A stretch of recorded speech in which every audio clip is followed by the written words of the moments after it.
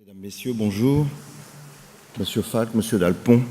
C'est un réel plaisir pour moi aujourd'hui de pouvoir vous présenter les activités de l'Agence spatiale européenne et j'espère pouvoir vous convaincre de l'intérêt primordial des activités de génie des procédés dans le développement de nos technologies. Si j'ai bien compris, on fête les 30 ans de votre conférence et de façon un peu anecdotique, cela correspond aussi à la première expérience française qui a été faite à bord d'une fusée chinoise en août 1987.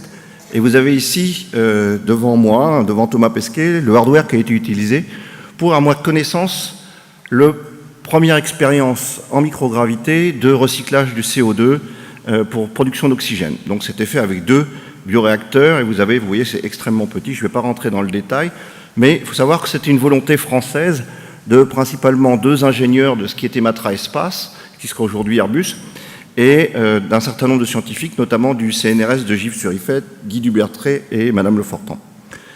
Alors, pourquoi cette motivation? Parce qu'en fin de compte, l'astronaute, qu'il soit sur Terre ou qu'il soit dans l'espace, il a besoin d'abord d'oxygène, ensuite d'eau et de nourriture, et effectivement, pour éviter de grossir trop vite, il produit à peu près la même quantité de déchets, au moins en masse. Alors, on n'a pas trop de difficultés à imaginer la grande partie des déchets, mais on oublie souvent quand même la partie contaminant, ce qu'on appelle les éléments traces, qui seront la partie microbienne, éléments chimiques traces, et la partie chimique. Ça représente à peu près, par personne et par jour, 5 kilos. Donc si vous regardez de façon à peu près précise, vous vous rendez compte que pour une mission vers Mars, où on pense avoir à peu près 6 astronautes, vous allez vous trouver aux alentours de 30 tonnes uniquement en besoins métaboliques. Pas d'hygiène, rien du tout, le minimum pour rester en vie. Et si évidemment vous ajoutez un petit peu d'hygiène, et 20 litres par jour, c'est vraiment rien du tout, vous le savez, l'Européen consomme largement plus que ça, vous êtes aux alentours de 130 tonnes, et ça, c'était pas compatible il y a 30 ans avec les performances des lanceurs, ça ne l'est toujours pas aujourd'hui. Il faut savoir qu'aujourd'hui, on peut au mieux déposer aux alentours de 9 tonnes à la surface de la Lune, et quand vous êtes sur la Lune, vous êtes bien loin d'être arrivé sur Mars. Donc il y a un vrai problème. Alors, vous avez 2 options. Vous avez l'option que je dirais Texas, j'espère qu'il n'y a pas de Texans dans la salle, qui est d'essayer de faire des lanceurs plus gros. Et puis vous avez l'option européenne de se dire peut-être qu'on peut essayer de recycler et éviter de transporter toutes ces masses. Alors, la deuxième chose auquel on ne pense pas, c'est effectivement le fait que le volume soit extrêmement réduit. Si vous voyez sur cette photo, on voit assez bien l'espace qui est autorisé aux astronautes pour la phase de transit. C'est-à-dire que la phase entre la Terre et la Station spatiale internationale. Vous voyez, donc c'est extrêmement contraint. Et si on fait une comparaison avec une grande ville mondiale telle que Singapour, si vous faites en surface, vous êtes effectivement très largement supérieur à Singapour. Mais si vous regardez en volume, c'est absolument catastrophique. Donc ça veut dire quoi? Ça veut dire que dès qu'il y a des contaminants, ils vont s'accumuler très rapidement à l'intérieur du véhicule et ça entraîne un certain nombre de risques pour les astronautes. Alors aujourd'hui, comment ça se passe? Donc la Station spatiale internationale, elle orbite à peu près à 400 km au-dessus de nos têtes, donc ce qui fait à peu près, pour simplifier, Paris-Amsterdam. Vous êtes à peine arrivé à Amsterdam avec 400 km. Donc on peut régulièrement envoyer des cargos pour transporter, justement, amener l'eau, la nourriture et l'oxygène. Et puis la technologie de recyclage, elle est assez simpliste. En fin de compte, on utilise un cargo qui n'est pas protégé thermiquement et on brûle tout en réentrant. Effectivement, si vous quittez l'orbite terrestre, cette stratégie qui est quand même assez simpliste, elle ne marche plus. Donc ça veut dire quoi? Ça veut dire que demain, on voudrait essayer d'absolument tout recycler à bord du véhicule de façon à obtenir une autonomie maximale et ne plus dépendre de l'arrivée des cargos qui effectivement peut être contraignante, en sachant qu'en plus, vu le positionnement Terre-Lune, Terre-Mars, Soleil, vous ne pouvez partir vers Mars qu'une fois tous les 3 ans. Vous pouvez toujours essayer entre les deux de passer à travers le Soleil, mais il faudrait passer de nuit pour qu'il n'y ait pas de problème. Alors, en fin de compte, tout le challenge de Mélissa et tout le challenge des systèmes de support vie, c'est comment choisir et assembler des procédés pour obtenir un taux de recyclage maximum, mais effectivement une sécurité aussi maximale, parce que quand même l'objectif numéro 1, c'est de ramener notre astronaute en vie. Alors il y a des approches privées où on va coloniser Mars, et personne ne revient.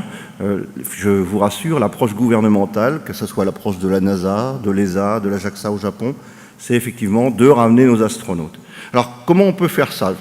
Donc, on a une approche extrêmement systémique, ça c'est vraiment une caractéristique des développements de l'espace. On a ce qu'on appelle les critères ALICE, Advanced Life Support System Evaluator, où on va effectivement caractériser nos procédés et les comparer en regardant évidemment l'efficacité de recyclage et puis la masse, parce que ça reste pour nous le critère clé. Il faut s'affranchir de la gravité terrestre. Pour vous donner une idée, c'est un chiffre qui vaut ce qu'il vaut, mais c'est aux alentours de 30 000 € pour transporter 1 kilo de masse sur la Station spatiale internationale. Donc vous voyez, tout kilo gagné fait des économies importantes aux pauvres citoyens européens sur ces impôts. Voilà. Donc on regarde tout ça, on regarde aussi le temps équipage, parce que l'astronaute n'est pas supposé passer son temps à réparer le système, il est là pour faire de la recherche, donc le temps équipage fait aussi partie des critères extrêmement importants. Alors on a une approche systémique, parce qu'on est obligé de regarder toute la mission. Quelles sont d'abord les performances du lanceur? Peut-être qu'en fin de compte, si on a un lanceur relativement performant, on pourra s'affranchir d'uniquement 50% de recyclage. Peut-être que si on produit du méthane, c'est plus intéressant de l'utiliser pour la propulsion que d'essayer de le recycler vers de la nourriture. Tous ces aspects-là, quelles sont la source d'énergie possible? Est-ce qu'on aura des panneaux solaires? Est-ce qu'on aura une propulsion nucléaire? Donc ça, c'est vraiment les critères d'en haut, les critères de la mission.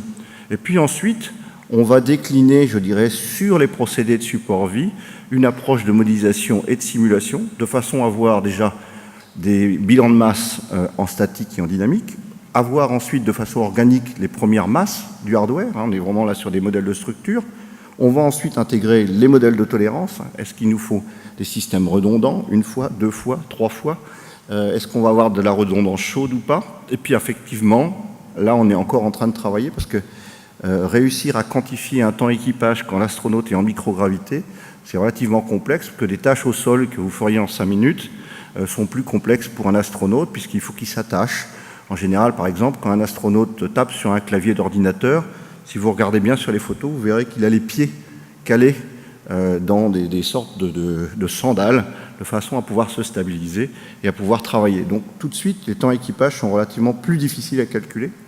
Mais en fonction de ces outils, on est capable effectivement d'avoir une plateforme commune, on va pouvoir sortir ces paramètres. Alors, effectivement, produire une molécule d'oxygène, bon, c'est quand même pas très complexe, je ne vais pas vous expliquer ça à vous. Une molécule d'eau, c'est pas non plus très complexe. Dès que vous abordez la nourriture, on passe sur des choses quand même un petit peu plus élaborées. Et aujourd'hui, ce n'est pas un grand secret de dire qu'on ne sait pas synthétiser la nourriture sans passer par des procédés biologiques. Alors, biologie, ça veut dire quoi? Ça veut dire effectivement des molécules très complexes, ça veut dire des cinétiques très élevées mais aussi très lentes. Et puis, ça veut dire, dès qu'on va être exposé aux radiations, donc dès qu'on va quitter les ceintures de Van Allen, on va passer de l'autre côté des ceintures de Van Allen. Là, je ne parle pas du groupe de hard rock, pour ceux qui sont un peu plus anciens. Je parle vraiment de cette ceinture électromagnétique qui protège notre Terre des radiations solaires. Effectivement, là, il y a effectivement des risques d'évolution qu'il va falloir tenir compte progressivement. Alors, le projet Mélissa a été démarré en 1989, donc à peu près, je dirais, signé en 1989. La motivation, effectivement, on la situe aux alentours de 1987. Aujourd'hui, ça représente une trentaine d'organisations en Europe sur 14 pays.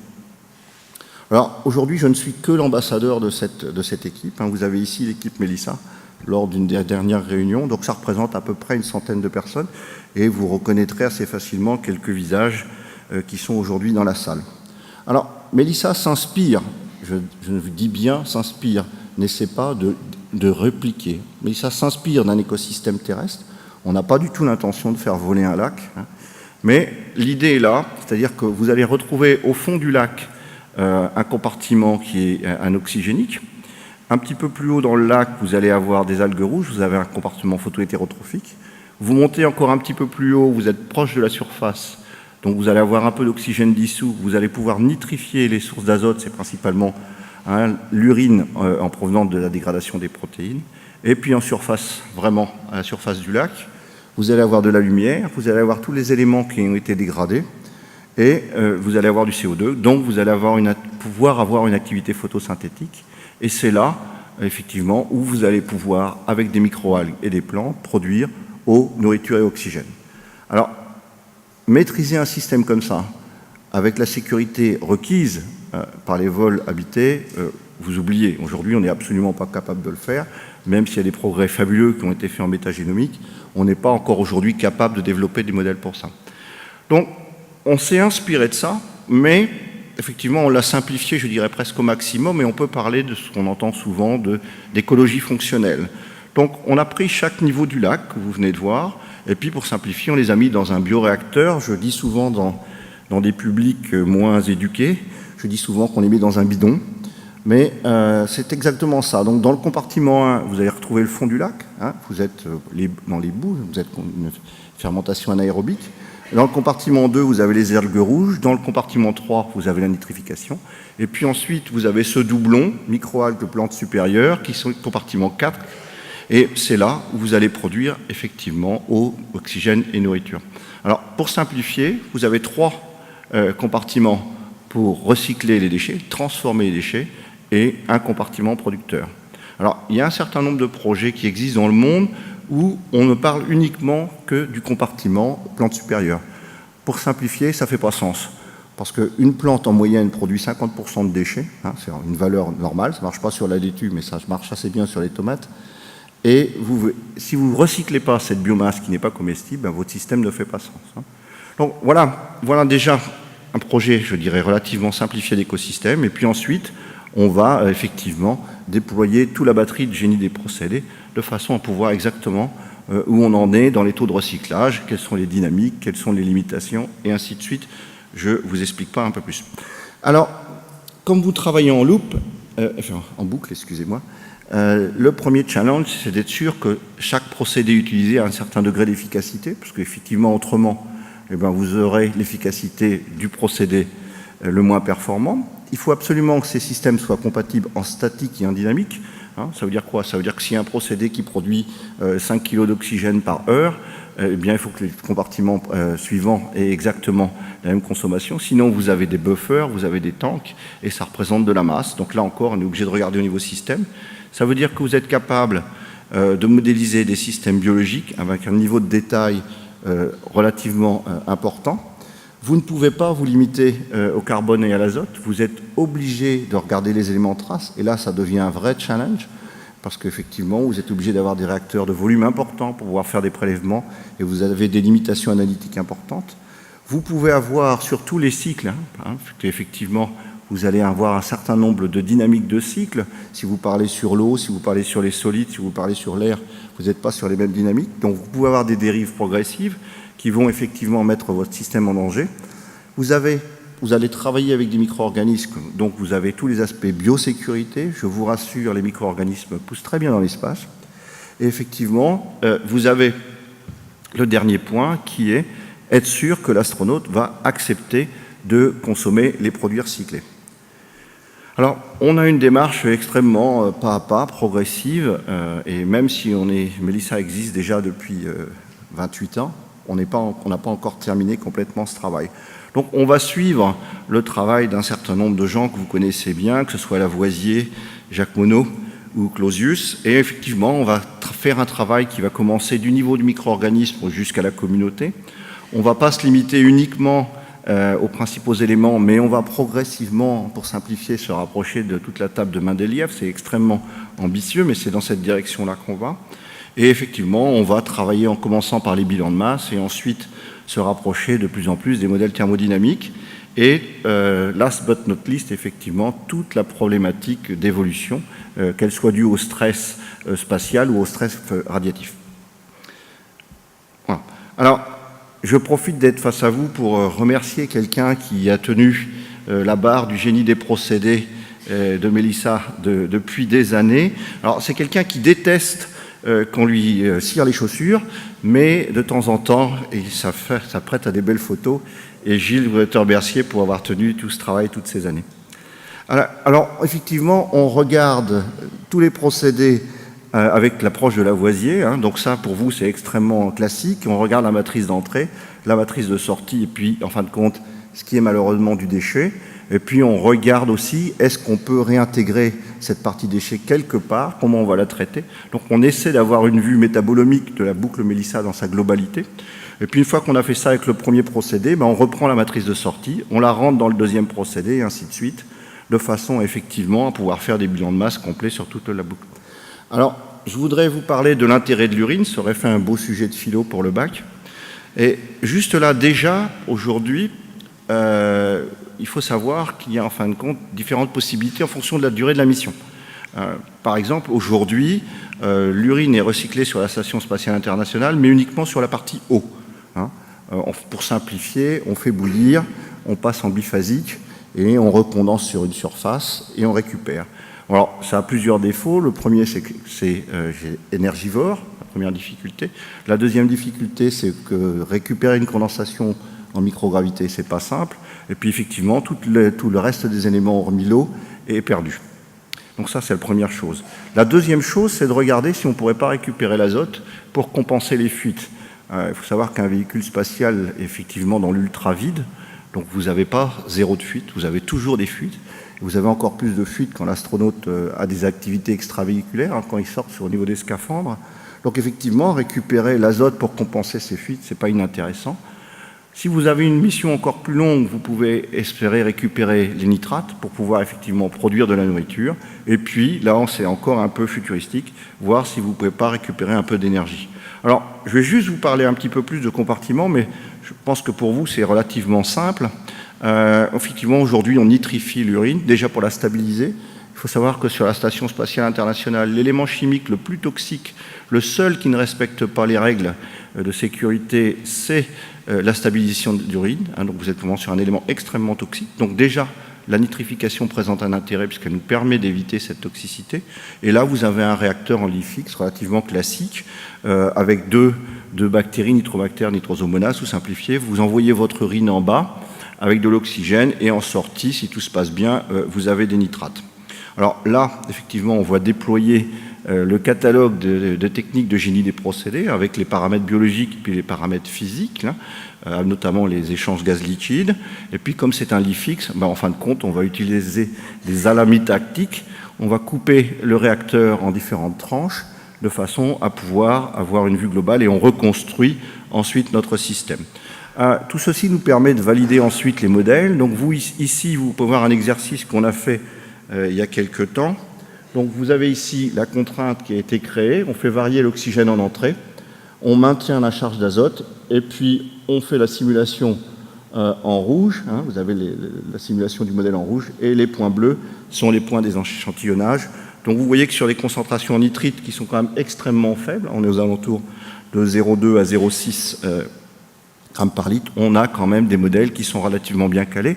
Et c'est absolument nécessaire, puisque la sortie de ce compartiment va nourrir le compartiment suivant, et ainsi de suite. Vous êtes sur un système circulaire, donc vous êtes vraiment obligé à tous les niveaux, à tous les étages, d'avoir une caractérisation relativement forte.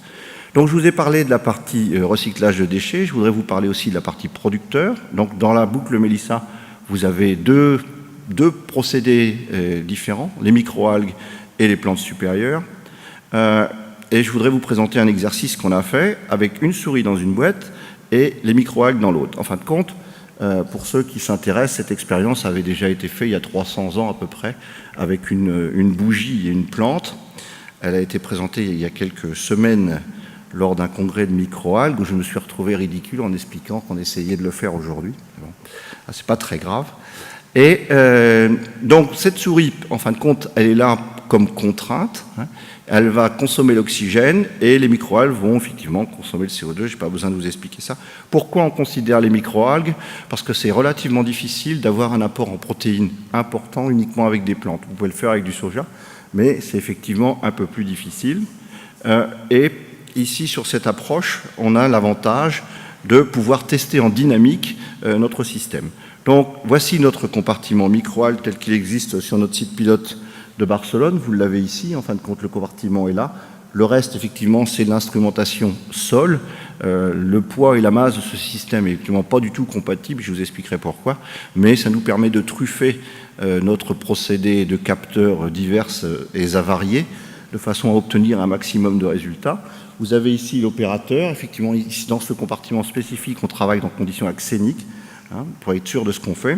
Et ici, vous avez notre compartiment consommateur, qui est en fin de compte le rat. La difficulté qu'on avait ici, c'est de réussir à avoir au sol les mêmes contraintes d'étanchéité que celles de la Station spatiale internationale. Donc c'est un système qui a été déployé spécifiquement pour nous, de façon à être sûr qu'on n'ait pas effectivement une contamination par l'oxygène extérieur. Donc voici notre équipage. Notre équipage est en fin de compte uniquement pour consommer l'oxygène et produire du CO2. On ne fait pas de recherche animale, mais on respecte effectivement toutes les contraintes éthiques. Je peux vous assurer que notre équipage est parfaitement heureux. Notre équipage a le droit à un lecteur MP3. Ils ont un abonnement Netflix. Et ils ont aussi le droit de manger dans leur lit, donc ce qui est aussi tout à fait agréable. Si vous avez des ados, vous voyez de quoi je parle. Si vous regardez un peu plus les résultats qu'on a essayé d'obtenir, et que je voudrais démontrer là, c'est en fin de compte la précision du modèle prédictif avec cette capacité de maintenir la concentration en oxygène que vous avez en bleu ici, à l'intérieur du compartiment équipage. Donc vous voyez que quelle que soit l'activité du rat, qu'il dort, il danse, il joue, vous êtes capable de maintenir une concentration relativement constante et le choix de changement de consigne que vous avez ici est effectivement fait par l'opérateur pour valider le modèle en dynamique. On veut effectivement éviter d'être sur un équilibre, je dirais, naturel, et on déplace les consignes pour réussir à valider notre système de contrôle. Alors ça, c'était les premiers résultats qui ont été faits sur oxygène CO2, et maintenant on a couplé le réacteur nitrifiant en amont de ce système. Alors effectivement, pourquoi on travaille dans cette direction et on ne part pas des déchets pour progressivement se rapprocher du compartiment équipage? On travaille effectivement en sens inverse, si je peux simplifier, pour être sûr de la contrainte maximum, puisque c'est notre équipage, c'est l'oxygène CO2 qui va avoir la dynamique la plus importante, et c'est ce qu'on ne maîtrise pas. Donc on va reconstruire la boucle Mélissa au sol progressivement, en partant de l'équipage et en se rapprochant progressivement des déchets. Ce qui est effectivement un petit peu surprenant, mais au niveau des dynamiques et de la sécurité, c'est la meilleure solution. Donc maintenant, on connecte les microalgues avec la nitrification et on a les premiers résultats. Là, c'est breaking news, c'est des résultats qui sont en cours, où les premières simulations sont en phase avec les modèles, mais pour l'instant, je n'ai pas de changement de consigne à vous présenter. Mais sur cette étape de stabilité, vous êtes déjà en ligne avec les prédictions du modèle. Alors, ce qu'on fait avec les microalgues, on va essayer de le faire avec les plantes. Alors là, c'est ma blague favorite à chaque fois. Donc, je vous raconte des salades, mais en racontant des salades, je fais mon blé. Et on va essayer effectivement de caractériser ainsi de suite. Une des difficultés auxquelles on est confronté, c'est combien faut-il choisir de plantes, quel cultivar, parce qu'une plante, si vous faites vos courses, c'est pas qu'il y a une sorte de pomme de terre, vous avez une dizaine de sortes de pommes de terre. Donc quel cultivar on va choisir, quel niveau de caractérisation on va descendre, et puis ensuite, comment on va soit consommer directement, soit stocker, soit attendre, soit récolter. Et tous ces aspects, on est obligé de les regarder au niveau système. Puisque si notre équipage a uniquement 5 minutes pour préparer ses recettes, c'est pas la peine de le faire partir sur du blé. La laitue et la tomate, ce sera mieux. Si vous n'avez pas de possibilité de stockage, vous allez aussi avoir des limitations. Après, si vous avez que de la laitue, vous pouvez consommer 100% de la biomasse, à peu près, mais au niveau nutritif, c'est relativement faible. Donc vous êtes obligé de regarder tout ça, et vous ne pouvez pas emmener tout un laboratoire, toute une cuisine entière, toute une batterie, parce que ça représente trop de masse. Donc on est obligé de challenger les cuisiniers. Alors on challenge principalement les grands cuisiniers français, évidemment. On est un petit peu chauvin. Et on leur demande, et on leur a demandé, notamment avec uniquement 8 plantes, de produire toute une batterie de recettes qu'on pourra ensuite tester sur les astronautes. Donc c'est un travail qui a été fait par une société française et puis la personne bien connue ici qui est Alain Ducasse, qui a élaboré un certain nombre de recettes qu'on a testées pendant les bed rest. Alors les bed rest, c'est vraiment ce qu'on préfère faire, c'est tout à fait rigolo, je vais vous expliquer pourquoi. Donc ici au sol, il y a une répartition des liquides dans mon corps, et c'est vrai pour le vôtre, grâce à la gravité. C'est-à-dire que le sang tombe dans le bout de mes orteils et remonte grâce à mon cœur. Mais si vous êtes en microgravité, ça ne se produit pas comme ça. Vous avez une grande partie des fluides qui restent dans la partie supérieure. Pourquoi? Parce qu'ils n'ont pas de raison de tomber. si vous regardez les photos des astronautes, vous verrez souvent qu'ils ont la tête, les joues un peu gonflées. Certains disent qu'ils ont la grosse tête, mais normalement, quand ils redescendent au sol, ça passe. Ça passe pas toujours, mais souvent, ça passe quand même. Donc, on a 2 endroits en Europe où on fait ces tests, c'est au CHU de Toulouse et puis à Berlin, où effectivement, on va prendre des volontaires et on va les mettre la tête en bas. Alors, pas la tête en bas à 180 degrés quand même, la tête en bas à peu près à 6 degrés, ce qui nous permet plus ou moins de simuler les conditions de microgravité, mais ces personnes n'ont absolument pas le droit de s'asseoir, absolument pas le droit de se lever pendant des semaines et des semaines. Toute la partie validation des tests dépend de ça, d'accord ? Et donc on a eu accès à ces tests pour pouvoir effectivement tester l'acceptance de nos recettes. Il faut bien comprendre que si je vous fais goûter une des recettes Mélissa, disons à la pause café, vous allez tous être très aimables avec moi en disant que c'est excellent, et puis vous allez vous ruer ce midi sur la première brasserie locale, par exemple à l'Excelsior, et vous allez évidemment compenser le fait que nos recettes ne sont pas fabuleuses. Donc il faut pouvoir faire ça sur le long terme et être sûr qu'il y ait une acceptance. Et ce qu'on a fait ici, sur une centaine de jours, hein, vous avez à peu près une vingtaine de recettes qui ont été testées, et les résultats sont assez bons. On a les mêmes résultats avec des hommes, ils sont un petit peu moins bons. Je pense que la partie VJ, la partie effectivement nourriture végétarienne était un petit peu plus populaire dans la jante féminine. Bon. Autre difficulté, comme les liquides, les fluides de votre corps ne se répartissent pas de la même façon en microgravité, la perception du goût n'est pas la même. Donc la qualité organoleptique de l'aliment n'est pas la même. Il faut savoir qu'aujourd'hui, l'astronaute choisit sa nourriture avant de partir. La nourriture est montée par le cargo précédent et quand il arrive à bord de la Station spatiale internationale, il a la nourriture qu'il a choisie. Alors il ne choisit pas ce qu'il veut uniquement, il ne peut pas prendre que des barres de Mars, même si ça le fait rêver, hein. Mais effectivement, il a un régime alimentaire qui est calé avec tous les nutritionnistes qui vont bien. Mais à cause de ce changement en microgravité, il y a des aliments qu'il trouvait absolument fabuleux au sol et qu'il trouve sans aucun intérêt en microgravité. Et on a besoin de mieux comprendre, aujourd'hui encore en phase de recherche, de mieux comprendre les notions de salé sucré. Et ça, c'est une expérience qu'on avait fait avec l'astronaute italienne Samantha Cristoforetti et l'astronaute danois Andreas Morgensen, de façon justement à essayer de mieux qualifier les qualités de nos éléments. Alors, effectivement, tout ce travail depuis 28 ans, il a d'abord démarré à la paillasse, hein, puis on va essayer de se rapprocher de la fusée. Donc, on commence avec des choses très classiques, je dirais, du monde académique, du monde universitaire, avec des bioréacteurs, et puis là, on va acquérir un maximum d'informations. Puis, vous savez comme moi que ces bioréacteurs ne sont pas prévus pour travailler pendant des mois, des années. Donc on passe tout de suite à des pilotes un petit peu plus grands, tels que celui que vous avez vu ici. C'est exactement le même procédé. Et puis une fois qu'on a vraiment calé nos modèles, qu'on est sûr de bien comprendre le procédé, qu'on a quelque chose de tout à fait raisonnable, de robuste et tout, eh bien en fin de compte, on va faire un truc tout petit. Parce que, effectivement, faire voler aujourd'hui, c'est extrêmement difficile. D'abord, vous ne décidez pas de voler et vous volez. Vous êtes sur une compétition internationale, c'est-à-dire vous faites une proposition à un appel d'offres avec des collègues NASA, avec des collègues JAXA, avec des collègues russes. Et c'est uniquement si vous êtes pertinent, si vous êtes bien disant, que vous avez une chance de voler. Et le bioréacteur que vous avez vu de taille énorme, eh ben vous le retrouvez ici aussi, c'est exactement le même.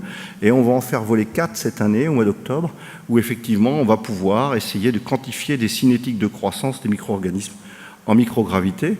C'est peut-être une étape qui peut paraître simpliste, mais si vous ne connaissez pas vos cinétiques de croissance en microgravité ou s'il y a un changement de ces cinétiques, tous les dimensionnements que vous allez faire après n'ont plus sens, hein. Voilà. Et une fois que vous avez acquis cette connaissance, bien effectivement, vous êtes capable de dimensionner un système de support vie en vraie grandeur. Et là, on parle de choses qui seraient, par exemple, soit sur une station orbitale lunaire, soit sur un vol vers Mars. Alors, on ne peut pas, encore une fois, oublier toute la partie de déploiement, hein. Si vous parlez d'une serre, par exemple, ben vous voyez bien qu'il y a toute la structure de la serre. Aujourd'hui, on ne sait pas faire pousser des plantes dans le vide. Donc, on étudie en parallèle de toute la partie génie des procédés, aussi toute la partie organique, hein, comment vous allez déployer une serre à la surface de Mars. Une serre gonflable, ben, c'est très bien, mais il faut quand même emmener de quoi la gonfler, sinon ça ne marchera pas. Comment vous allez passer les tuyaux, comment vous allez l'éclairer, comment vous allez vous protéger des radiations. Donc, tous ces aspects système sont considérés et feront partie du choix, hein.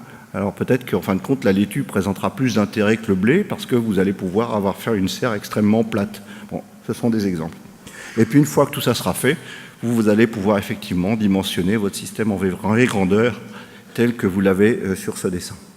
Alors, l'accès à l'espace, effectivement, tout ça c'est bien joli, c'est de la recherche au sol. Dès que vous allez parler avec des gens de l'espace, ils vont dire oui, mais qu'est-ce qui me prouve que ça va marcher là-haut? Donc effectivement, régulièrement, et ça c'est une caractéristique du projet Mélissa, on a fait voler un certain nombre d'expériences. Toutes celles qui sont en noir ont déjà volé, toutes celles qui sont en vert sont acceptées. Effectivement, on a un certain nombre d'autres idées pour faire voler, mais celles qui sont en vert sont déjà acceptées. Et la prochaine, c'est effectivement les microalgues. Et vous retrouvez ici votre photobioréacteur. Hein. Vous voyez ici, en fin de compte, le volume de culture qui se situe aux alentours de 200 ml, avec l'éclairage. Et ici, toute l'instrumentation pour pouvoir faire des cultures en batch, en fed batch et en continu. Donc, vous allez en avoir 4 comme ça, et 2 vont être sur une centrifugeuse à 1G, de façon vraiment à pouvoir obtenir un certain nombre d'informations. Donc, vous voyez, hein, on fait très gros, puis après tout petit, parce qu'en fin de compte, ça coûte une fortune de faire voler tous ces éléments. Alors, tout ça, c'est très bien, mais c'est effectivement fait avec vos impôts. Donc, si ça pouvait présenter un peu d'intérêt pour votre vie de tous les jours, ça ne serait pas négligeable, plutôt que d'archiver ces résultats en attendant d'aller sur Mars. Et dans le projet Mélissa, on a effectivement créé un certain nombre de sociétés. On a créé 3 spin-offs et une fondation dans les domaines qui sont ici. Je voudrais juste vous citer quelques exemples.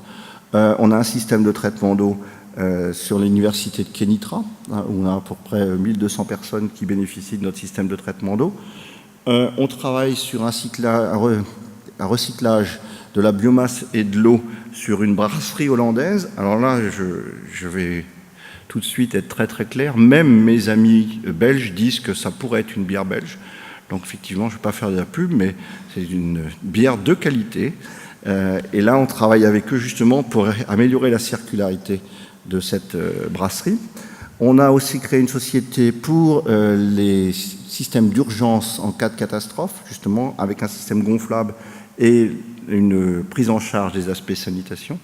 On a travaillé sur les bioplastiques et sur les biosimulants. Et puis, on a effectivement une collaboration depuis déjà pas mal d'années entre 2 partenaires du projet Mélissa, qui sont l'Université de Clermont-Ferrand et l'Université de Nantes-Saint-Nazaire, où une partie de la connaissance développée pour le spatial est réutilisée justement pour l'amélioration des photobioréacteurs.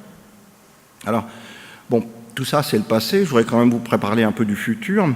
Donc, on a aussi une activité pour sensibiliser le citoyen européen, et notamment, on a, nous aussi, ce qu'on appelle le STEM, vous savez ce que c'est. Donc, il y a 2 ans, on a fait une expérience avec 1000 écoles en Europe, hein, et en online avec l'astronaute italienne Samantha Cristoforetti, pour effectivement sensibiliser les scolaires sur la problématique de la culture d'algues et effectivement les limitations en carbone. Oui, on a commencé avec des choses simples, mais c'était quand même assez sympathique de pouvoir voir des enfants converser avec la Station spatiale internationale en temps réel et de voir l'astronaute répondre à ces questions. C'était quand même assez sympathique.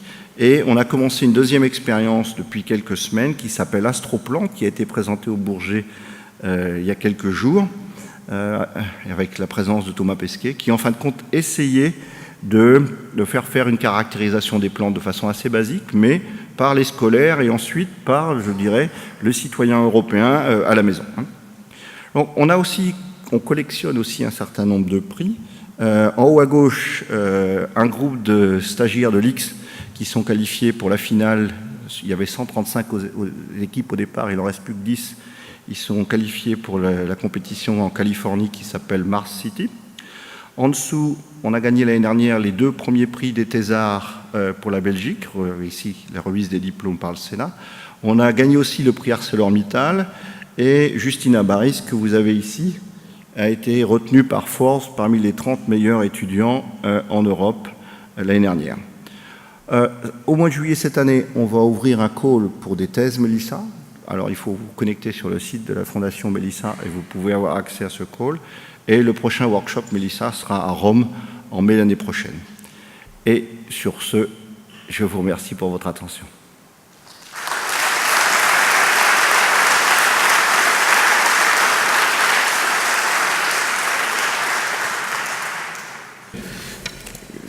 très pluridisciplinaire, effectivement, qui montre, j'imagine pas toutes les facettes, mais une bonne partie des facettes du problème.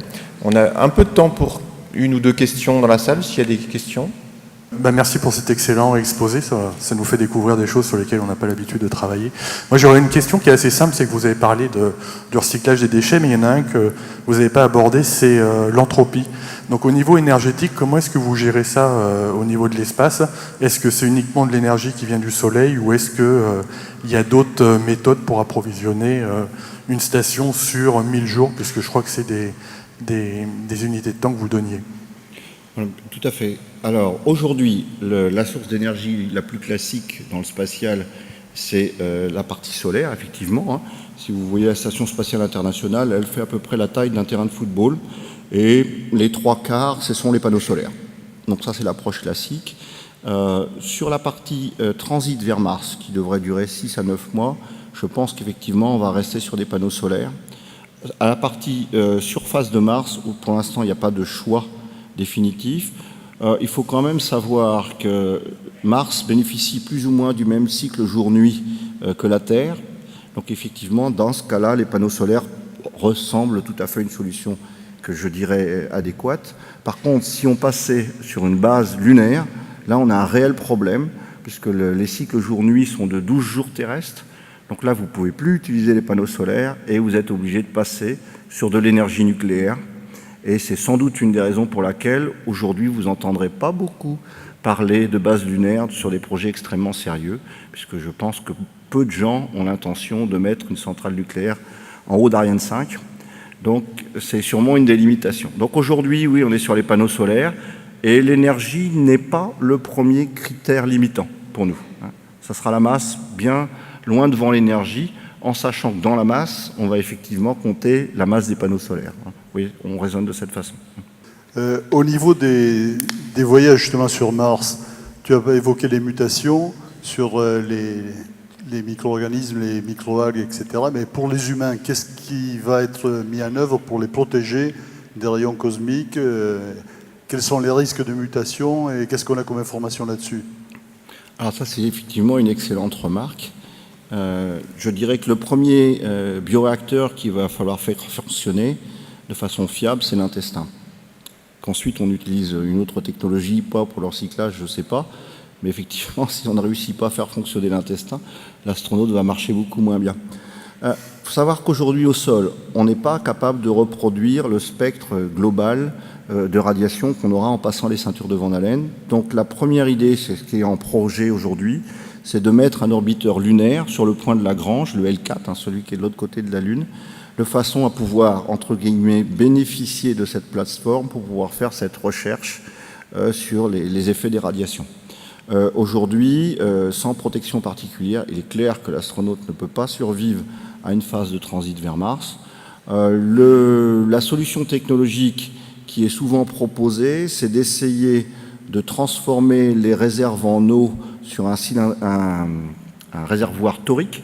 Et on sait assez bien prédire les événements, les orages solaires, et l'astronaute il reste caché au milieu du Babaourom, si vous voyez ce que je veux dire, pendant l'orage solaire. Mais là encore, on est vraiment extrêmement dans la recherche, et il n'y a rien de très précis encore, avec toute la problématique qu'on a effectivement aussi sur eucaryotes, procaryotes, parce que l'humain, s'il y a une mutation, ça va être drastique, alors que sur la partie procaryote, on peut espérer des reconstructions relativement plus faciles, à condition qu'on sache les modéliser ensuite. On travaille aujourd'hui, il y a pas mal d'équipes, notamment dans Mélissa, qui travaillent sur les effets des radiations sur les batteries de tests à mettre en place aujourd'hui sous les ceintures de Van Allen, mais effectivement, une fois qu'on sera passé de l'autre côté, il y a un très très gros travail à faire. Et c'est à mon avis personnel, là je vous demande de ne pas coter ce que je vais vous dire, c'est à mon avis le facteur limitant pour les prochains vols. Peut-être une dernière question? Non, écoutez, sinon, merci beaucoup Christophe. Merci.